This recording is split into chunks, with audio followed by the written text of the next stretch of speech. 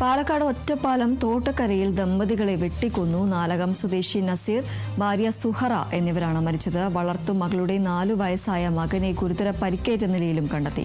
അർദ്ധരാത്രിയോടെയായിരുന്നു സംഭവം. സുൽഫിയത്ത് എന്ന യുവതി 4 വയസ്സുകാരനുമായി ഓടി രക്ഷപ്പെടുന്നതിനിടെയാണ് നാട്ടുകാർ വിവരമറിയുന്നത്.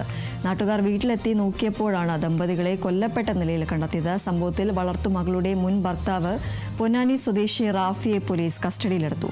കൊലപാതക കാരണം വ്യക്തമല്ല. ഗുരുതരമായി പരിക്കേറ്റ കുട്ടിയെ വാണിയംകുളത്തെ സ്വകാര്യ ആശുപത്രിയിലേക്ക് മാറ്റി.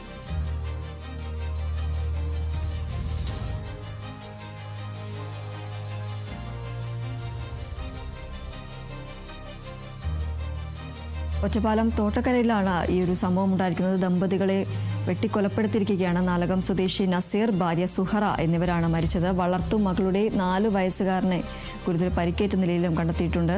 അർദ്ധരാത്രിയോടെയാണ് ഈ ഒരു സംഭവം ഉണ്ടായിരിക്കുന്നത്. സുൽഫിയത്ത് എന്ന യുവതി 4 വയസ്സുകാരനുമായി ഓടി രക്ഷപ്പെടുന്നതിനിടെയാണ് നാട്ടുകാർ വിവരമറിയുന്നത്. തുടർന്ന് നാട്ടുകാർ വീട്ടിലെത്തി നോക്കിയപ്പോഴാണ് ദമ്പതികളെ കൊല്ലപ്പെട്ട നിലയിൽ കണ്ടെത്തിയത്. ഈ ഒരു സംഭവത്തിൽ എന്തായാലും വളർത്തുമകളുടെ മുൻ ഭർത്താവായ പൊന്നാനി സ്വദേശി റാഫിയെ പോലീസ് കസ്റ്റഡിയിലെടുത്തു.